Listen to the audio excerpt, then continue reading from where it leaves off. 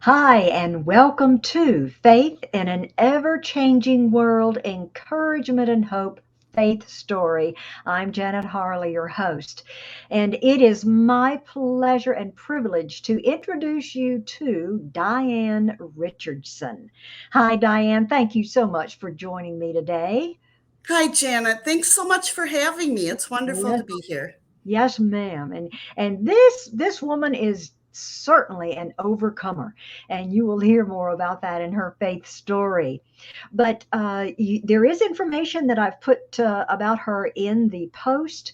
But I do want to mention that she was a special educator for 23 years with a BS degree in special education, which includes 72 graduate credits. She's also a graduate of AMTC, and that's Actors, Models, and Talent for Christ, and has recently trained with Baron Brown Studios in Los Angeles. Thank you again, Diane, for joining me. And when we return, right after this short intro, we will be hearing Diane's faith story. So stay with us.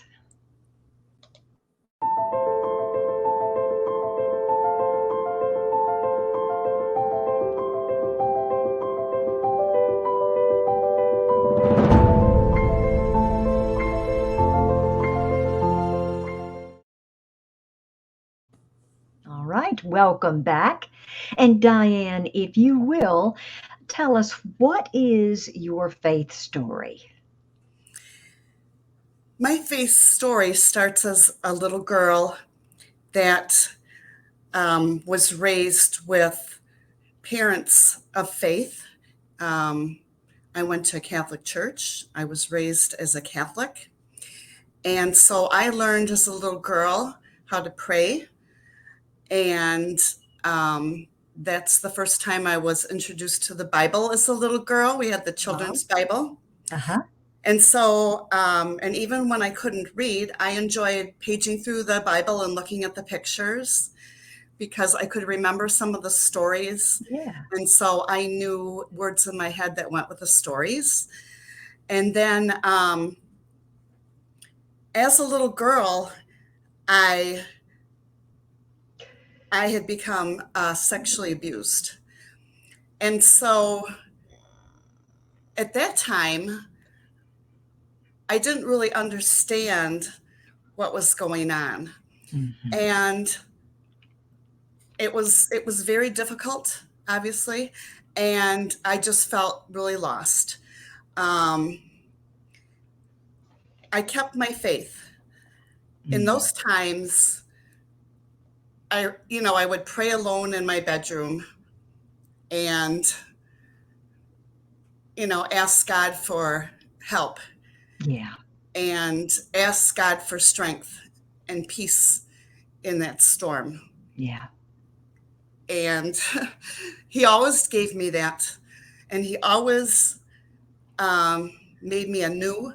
I didn't really know that because I didn't feel that, but He was doing that for me. Um, that happened for years. Because there's some blackouts, I do not remember how many Wow. years, but it Mm. started between Mhm. the age of 4 and 6 through somewhere around 11 years old when I confronted my offender and Mm. told him that that's not what love is because that's what I was told. And so I believed that as a little girl that that's what love is. And I held on to that sex was equated with love. Yeah. Now, as we know, there's many people that still believe that, especially women, that they equate sex with love. They think Yeah. if they have sex with the man, that he will love them. Yeah. And obviously, it's so untrue. You're right. So um, I had that inside of myself without really realizing it. That became a part of me. See? Uh-huh. And so it made my self-concept very low. And the way that Mm. I fought that was I worked through the arts. So as a little girl, I would listen to my record player Mm. and I would listen to the sound of music Oh. and I would sing and I would play just all kinds of albums and channel myself through that beautiful music and through those movies. Mhm. And it was an escape for me. I learned how to play the piano in grade school. Um, in fact, I played all the way through my senior year in high school. I was going to be a pianist. And that was another way that I channeled my misery inside, because the outside of me, all of this did not match the inside of me. You know, I was wearing a mask. Yeah. I was basically a mess inside, Mm. but nobody could see it because I learned how to keep the To mask on. mask it. Yeah. Yeah. Mhm. And Mhm. so because I learned to mask it, I became even more involved in the arts. So, you know, I became a cheerleader. I was on the drill team. I was in modern dance. You know, Mm. I did all these things going into high school. And so it was all about the world and everything I could show the world, Yeah. everything Mhm. outside of myself. And even within all that, I wasn't happy. Right. Nothing I did was enough. Mm. So I was an overachiever. I Yeah. just kept doing more and more and more, and people saw that. And so I tried out for theater. Actually, somebody talked me into it because inside of myself, I was always scared to death to Yeah. perform. Yeah.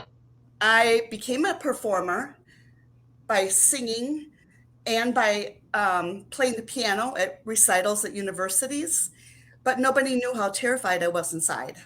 I was Wow. petrified. So somebody talked me into trying out for theater in high school. And at first I said, I'm not going to do that. Why would I want to do that? They said, just do it. You'd be really good at it. And I thought, Oh. so I tried out. And the next day, somebody came up to me in the hallway and said, did you look at the business room windows? And I said, what do you mean? And they said, well, you got a part. So I looked at the business windows and I got the lead. I I love couldn't that. believe it. I was scared to death. And it was a musical. I was going to have to sing. Oh no.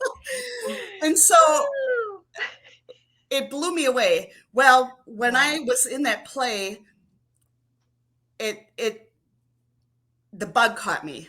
Yeah. It, you know, the theater Got the bug bug. caught me, Yeah. and even more in that type of performance. And obviously, an even stronger way to hide how I was feeling inside. You know, nobody would know because I'm saying somebody else's words. I'm being a character that I'm not. Maybe parts of me are in there, but I'm developing a character that I become. And Right. so there's another type of masking. Yeah. Okay. So in high school, mixed with all these successful things where people would applaud me and people would be proud of me, mixed with that, I still had the sadness inside and the Yeah. abuse Yeah. and the haunting feelings of shame and Mm. guilt. And so, what I did with that is I started drinking. I Oh. started, I was introduced to alcohol. Mm. And I remembered when I, drank the first time that it gave me a relaxed feeling. Yeah. It gave me that warm, like that warm hug. Right. Right. And and it felt good because Mm. then what it did was it took away what I was really feeling. It put me Right. into another zone. So when I wasn't acting and doing all the performing where people were giving it to me, Uh-huh. I didn't have it. And so I took it another way. You So that way turned I it. could have it Mhm. across the whole board. Yeah. But I was, Yeah. um, you know, jeopardizing myself without realizing. So then in high school, because of that, my drinking increased. And because of my abuse, I became promiscuous. And so the drinking was mixed with, and I'm talking starting, freshman year. Yeah. The drinking was Wow. mixed with actually sophomore year. That was my first Yeah. sexual encounter. Uh-huh. Um, I started sleeping around. So I would go to parties, I'd get drunk, and I would seek somebody that Oh, I know would please me and make me feel better because yeah. obviously alcohol is a depressant Right. without me realizing it. Yeah. I didn't Yes. know because it gives a temporary good feeling, but then it goes away. Right. And you also, can go into the state of, just not a real state of, well, I wasn't unconscious, but I'm saying it's not your real conscious level. So then it didn't matter what I did, and it didn't matter. But then I'd have the shame and Oh, the guilt. yes. The emotional Yeah. side of, yeah, absolutely. Yeah. Yes. Because I think, oh, what am I doing? I'd Mm. have that, oh, or why don't they like me now? Why don't those Yeah. guys like me?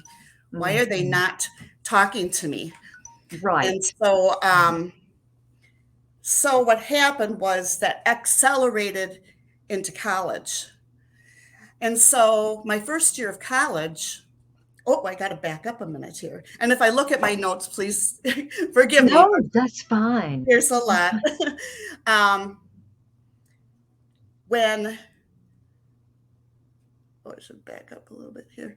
Um, that misery that I was feeling in high school was so strong that um, I was in the bathroom and I didn't want to live anymore. Oh, And my. so I remembered my sister had these bottles of pills, Mm. and I didn't know what they were. I thought they were vitamins, Wow. but I wasn't sure. So that morning before school, I took a whole bunch of them, and I thought somebody's gonna feel bad for what I did. And it just didn't matter to me. Yeah.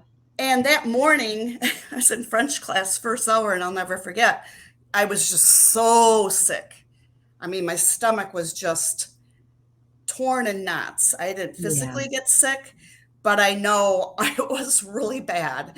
And nothing else happened to me. Thank God they weren't something else. But Yeah. to me, that's my first like suicide attempt because I really didn't know what was in the bottles and I didn't really care. Yeah. I just felt at the end of my rope for trivial things, I guess, but they weren't. It was that those feelings inside, which Yeah. really weren't trivial, we'll say. So, Ooh. all right. Um, After high school, I met a man and we dated for 4.5 years. So that Mm. was through college. So, Uh-huh. like I left off where I carried all those behaviors into college, Uh-huh. but they accelerated even more. Wow. So instead of doing my studies, I was going out partying, drinking as much as I can, sleeping with as many men as I could, Mhm. and I ended up on probation my freshman year Ooh. because I dropped classes. I Yes. didn't show up for classes. I didn't Mhm. study Yeah. because I had the freedom of doing whatever Diane wanted to do. So I Right. accelerated into my coping mechanisms Yeah. to get rid of my misery. Yeah. So what happened then, my freshman year, is I ended up getting pregnant as well. Oh, And okay. so I was majoring in education and I really Mm. wanted to be a teacher. Mm. So I was selfish in that way. But also, my father did not like the man. And I was scared to death that my father wouldn't approve of me or my family wouldn't approve of me. And the approval is always what I was seeking, Yeah. approval everywhere. So if Yeah. my own family didn't approve of me, it just felt like the end of my world. So then I knew, or I decided that I needed to abort that child. I needed to get rid of that child because that child was going to interfere with my life. Yeah. I didn't see Yeah. that child as I didn't see it as a child. Mm. I didn't think of a baby. I just thought of it as an inconvenience. Mm. And so I aborted that child, and I still remember walking up to that facility. Mm. And even back then, in 1978, people were praying outside the building. Yeah. And I said to my friend, what are they doing? Because I knew they were praying, but in my mind, it's like, what are you doing here? Right. Don't be Praying praying. there. Don't be praying that Why are you praying there? Yeah. yeah, don't be praying Yeah. that I can't do this because I Yeah. need to do this. So I did Oh, not like, I was extremely uncomfortable that they were there, but I knew it was wrong. I knew what I was doing was wrong. yeah. Yep. And so I had the abortion. I'll never forget it. Mm. And I've regretted it, all those years. Yeah. And so that added more to the misery, that added Mhm. more to the depression. And that was in Right. college. Right. So I had my, I would say, second attempt at suicide in college. Mm. And what I did was, and it was simply my boyfriend and I had a really bad fight. And in my mind, it was the end of the world. Wow. Why would I be getting rejected from my boyfriend this Mm. badly? Because I equated love with getting along, everything's great, that it's supposed to be an even plane. And so I just felt like it was going to end immediately. Mm. And so I remember my grandmother had Valium in her dresser in the top drawer. She was Yeah. living with us. And I knew how easy it would be to go in there while she was shopping or something else and just take some. I thought she's not going to know. So I did. Mm. And I think I only Oh took my a couple, goodness. but that next night after we fought, I took the Valium and then I drank as much wine as I could at the bar that we were at. Mm. It was ladies' night. Diane. Ooh. So I drank, Yeah. drank, drank. It was 2 for 1. And all I remember was being on the dance floor and being in the state of, I guess you could say, oblivion. Just the state of, I felt Mhm. like I was in a movie. And of Yeah. course, I liked that. Yeah. I liked being in that realm of, I don't have to Mm. be here. I Right. don't have to be Diane. Yeah. And so nothing further came of that. That relationship broke up after 4.5 years. Mm. And so after it broke up, because I did get engaged, I just felt even more broken because I was in a rejected relationship. Oh, yeah. So for 3 years, Mm. in that 3 years before I met my husband over here, I drank even heavier. In fact, Wow. I went out as much as I could. And I should say, which I haven't said all along, that I was called, I guess you could call a functioning alcoholic. That's what they call them. Uh-huh. Is I was Okay. a binge drinker. I did not Mm. drink during the week at all. I held a job. I, I lived so-called normally, but what happened was it started affecting me physically. I was getting Sure. extremely sick with the Ooh. hangover. Mm. And I mean, full days sick, complete full days. And Mm. it was where I was losing a day every week. So if you can imagine, you're losing 52 days in a year. It's really a lot of days. You multiply that times 3 years, Yeah. that's even more days. Yeah. But so Mm. in the midst of that, my promiscuity increased even more. So I Wow. remember going to the bars and picking out the man that I wanted Yeah. and working on that man, that I was going to get that man in bed. Right. It was like a contest for me. Yeah. And it was an accomplishment for me. Mm. And because I hated what I went through with my last relationship, I wanted to take them to bed and have nothing else to do with them. Mm. I just wanted to do what I wanted, Mm-hmm. slap them across the face, and go on to the next one. And Wow. that's the way that I lived. And I did that Mm. pretty much every week. Oh my So if goodness. you can imagine the number of men Uh, that I slept with, I yes. lost count. Yeah. And in that time, I didn't care Yeah. because I didn't want anybody to hurt me that way again. Right.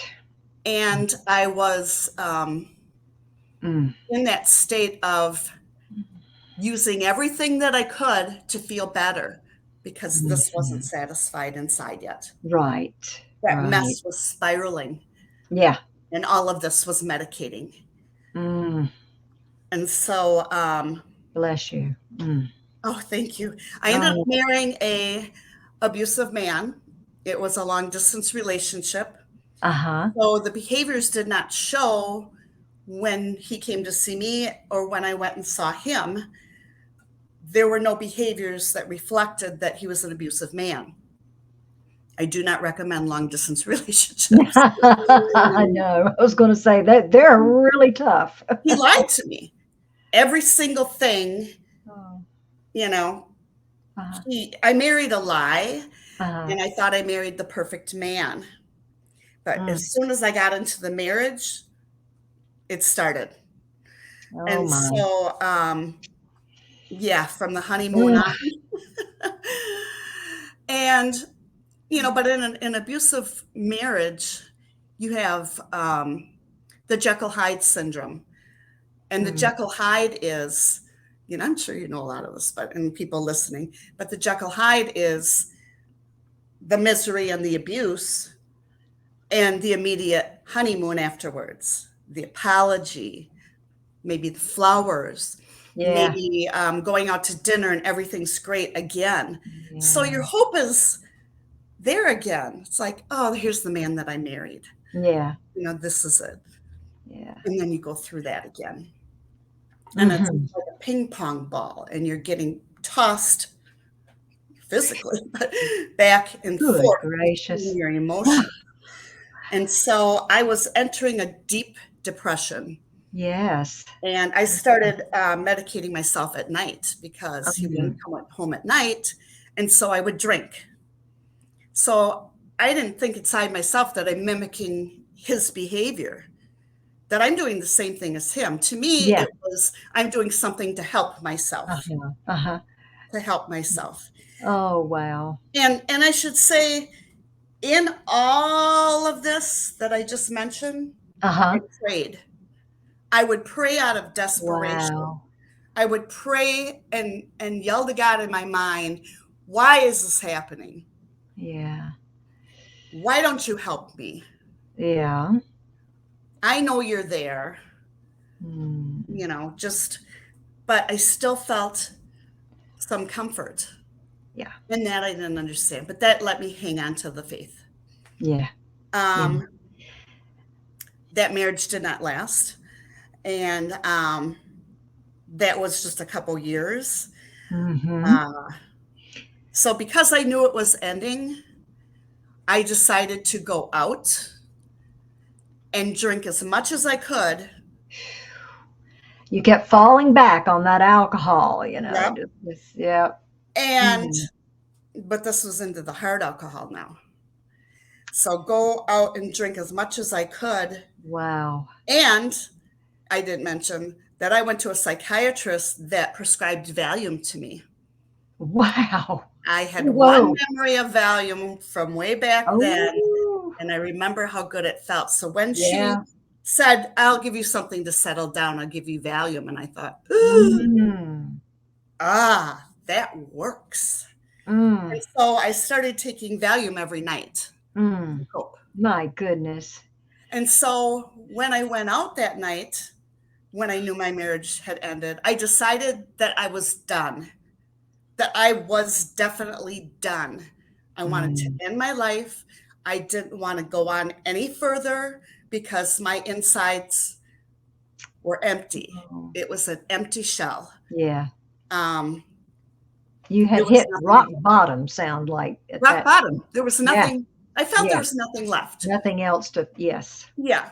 And I wanted to be married my whole life. I never wanted to be a divorcee. I never wanted to not have children. I never wanted Right. to. So I went out. I drank Long Island iced teas, which are at least 4 shots each, I believe. And I probably drink at least 8 of them Oh because my. I had Mm. a what you call empty boot syndrome where I could drink, drink, drink, drink, drink, drink, drink, drink, drink, and not be sick that night. Yeah. And so I stayed in a hotel. I decided I wanted to be, and this real sick part of it was I was a big movie star Yeah. lover. And that's why I Mm. ended up meeting a man out in California because I wanted to be a movie star. And so, because of that, and I like the old movies, I wanted to be found like Marilyn Monroe, dead. Oh my. I wanted to be found Mm. like, Man. I think, Jean Harlow. I wanted to be found, and I was blonder. I wanted to be that blonde that was found in a bed, dead, with nothing on, and everyone feels sorry for me, Oh my goodness. even though I wasn't there. I wanted it to be like a punishment, like, look at what all of you did to me. Right. Right. And the empathy that I didn't feel I was getting Yeah. from anybody Yeah. because of all that I went through and I had inside, I didn't recognize any empathy ever. And so I got to the hotel room and I took 3 or 4 Valium. Wow. I can't remember with that. And I did not expect to get woken up in the morning. I also met a Mm. man at the bar that I was going to take to bed that night. And I decided right when I got to the hotel that I didn't want to sleep with him because I still had a ring on my finger. Mm. So I still morally couldn't do it. I was faithful to my husband those 2 years. Yeah. I never cheated on him because when I got Yeah. married, I wasn't going to be that promiscuous person. I was going to be that happily Right. married woman. Right. So because I knew it was breaking up, I decided that night I was going to hope to die, sleep with somebody, and be found like that. And Wow. so that man knew where I was staying at the hotel. Yeah. He came to the hotel, and I didn't hear a thing. And so he got hold of the manager and said that he was staying in the room and he didn't have a key and he couldn't get in. And so I guess they were pounding on the door and somehow the key, the extra key the manager had or something wasn't working and they were pounding, pounding, pounding on the door and I never heard anything. Wow. So I woke up the next morning. How did this happen? Like, Wow. why am I awake? Mm. And I was very sick and I was just out of Mhm. it, you could say, you know. Mhm. But I drove home and then my husband happened to be there and said, "Where were you and what's going on with you?" Yeah. And I just, I didn't want to talk to him. But oh, where are we at here? Well, you know, Going by my timeline. By Okay. God's grace, you are still living. I mean, after all you have experienced in your life, after everything that you have gone through, and now by God's grace, you are still living, and now you're living for Him. Yes, that's the end of the story. Do we have time? I can make it fast if we're running out of time. Absolutely. At the end of the, please tell us the redemption here.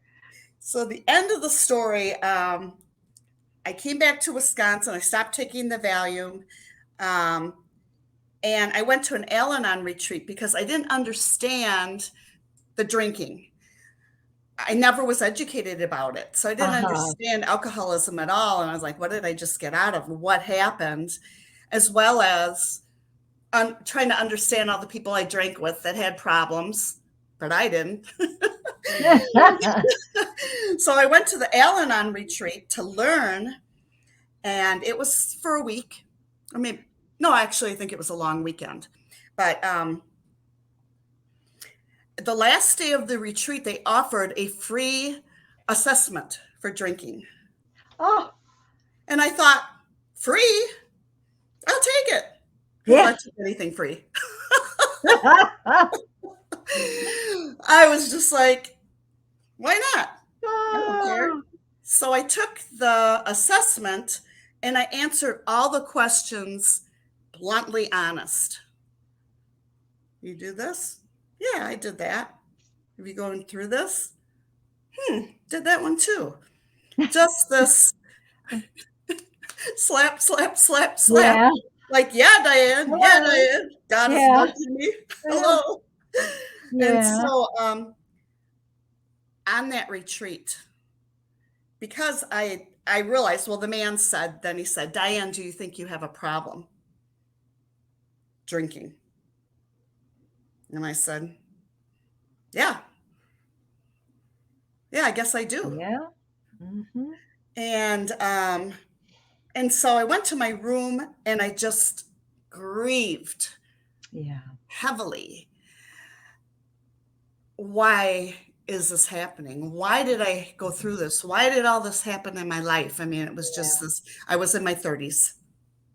Mm. And but it was like a cleansing grieving, like I'm Mm. going to have a new life. I don't have to be like this anymore. Yeah.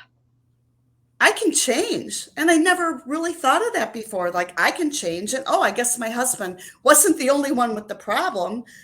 I was doing the same thing just to feel Hmm. better, you know? Yeah. And so I signed up for treatment. And when I got home, this is the days of answering machines. When I got home into that next week, I had a message on my answering machine, and it said, we had to change the treatment starting date. So it's going to start in such and such a date. Give me a call back to verify that you can do that. Oh, wait. Oh, I'm going too far. I got to back up a second. I got to back up a second. When I came to that realization, okay, in the retreat, that I could change, Hmm. okay, and I grieved, that night I had a dream. And I dreamt that I was at our cottage and we also kept the key in the light. Uh-huh. And so when I got to the cottage, the door was locked. And so I reached up to get the key and 3 keys fell down. And I Oh. thought, 3 keys? That's weird. There's always only been one up there. And I went in and my parents were fighting. And I Mm. just felt that tension and that fear of the Yeah. environment and why am I in this? Why is this? I hate this. And so I just felt rotten. And I went into the bathroom and came out and I just was still in this nightmare and confusion. And this lady was in a room. She was the only one up. She had her light on. And so I went in there and I was just distraught. And she said, what's the matter? Well, I had this nightmare and my parents were fighting and I just felt tough, and blah, blah, blah. Yeah. Hmm. So I went to my room and turned out the light. I was just going to go back to bed. And I felt better after talking to her. So I went into the room. And when I turned the light off, and this is hard to share public because I didn't share it with a lot of people publicly. I have, Oh, but I didn't sure. say it. Yeah. But I turned the light off. And when you get into bed, you kind of sit on it like this and you get in. I sat on my bed and I saw light on the wall, and it was flowers. And I was like, and they were lilies. They were lilies. Like one Oh, was leaning this way and one was leaning, you know how they do, and yeah. in the pointy leaves like this. And I looked at it like, what? And I put my hands on it, and it didn't go away. And then I thought, why are there flowers on them? And it was just light. And then I thought, three keys: Father, Son, and Holy Spirit. Oh Three my. people in God. Mm. I learned that. And lilies, oh, Oh, that stands for Easter. That stands for resurrection. Christ has risen and Yeah. he's given us a new life. And I Yeah. was like, oh my gosh, because I was going to have a new life because I realized it the night before. So I flew out of my room because I had to Yeah. tell the girl that I just talked to in her room. I wanted her to come and see it. So if I told people, they didn't think I was crazy. You know what I mean? Yeah. So I flew down there and I go in there in a panic. She's again, and she's like, "Are you all right?" And I said, "Yes, yes, I'm great. But you have to come with me to my room." And she's Wow. kind of looking at me like, "What?" I said, "It's okay, it's okay." So I brought him in my room and I said, "Don't think I'm weird, but I need to close the door and I need to turn the light off." And I told her, "I need you to sit on my bed." And she's just kind of looking at Oh, me, but bless she you. trusted me. She sat down next to me on the bed. We were like side by side, and I said, "Look at the wall." And I said, "What do you see?" That's all I said. And she said, "I see flowers." I said, "Yes, yes, yes. What kind of flowers do you see?" "Well, look, they're lilies. I can see lilies." And How I said, about "Yes, that? yes. I'm not the only one." She could see it. And so then what does she go? "It looks like it's coming from the window." So she went over to the curtains and she moved them like this. And she sat back down and the whole thing disappeared. Oh my And she's like, goodness. "Let's try to make some other flowers." And she's Oh. we're looking at like, and Oh. she couldn't form anything, not even an animal, and and so we had to write each ourselves a letter to mail to ourselves from that retreat. And Mhm. here's the letter, getting old, and I've had it all these years. Wow. But it's what I wrote to myself after Uh-huh. I went through all that. And I said, oh, here it's that powerful. So August 17th, 1989. Oh, I didn't think I'd get like this. But that's Oh. how much this letter means to me. Dear Diane, you are so very special. Oh gosh, sorry. And greatly appreciated. It's all right if you're shy. Sometimes people will still like you. It's been a couple of months since the program was called Flip. As I hope that all is going well with you and that you're feeling healthy. You learned a lot in 5 days, and it's only the beginning. Keep your eyes and your heart open to the true happiness you have been dreaming of all these years. Mm. This inner peace is more a part of your soul Mm. in being today. Rest with security in all that you do Mm. because you can make mistakes and still be successful. Remember all that you've learned and grieved, but only cling to the strength for Wow. time. Life is like a flower.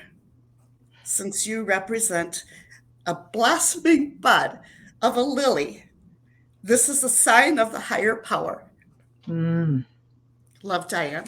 Oh my. That is a powerful letter to Yeah, yourself. yeah. Oh, wow. And so Diane, thank you so much you're welcome. for sharing this very powerful, both Yeah, story with us and emotional. I'm sure it is to you still today. Yeah, I don't share that letter with many. And I thought today I would like to share it with you and all the listeners so they can see Thank how a you. life can evolve Yes, yes, and how you absolutely. can take all that misery Yeah. and change Mhm. it into joy with the love of Christ. And that I, with everything that I went through, finally had insides that matched my outsides. Joy with the happy big smile Mhm. where it's not a mask. It's me. And people don't get it now how I can be so happy. It's like, well, Yeah, this isn't the yeah. fake, this is the real. And Wow. so that's my goal in acting is to shine the light of Christ Wow. to as That many as is we wonderful.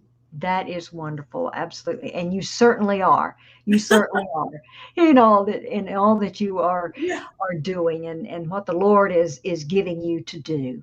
Thank you so much again, Diane, for sharing that with us today and that letter.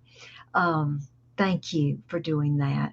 You're And I want welcome. to thank all of you for watching and Creative Motion Network and Abundant Television Network, two great networks that you need to check out. You can find faith in an ever changing world, encouragement, and hope on both of those networks. Thank you again for watching.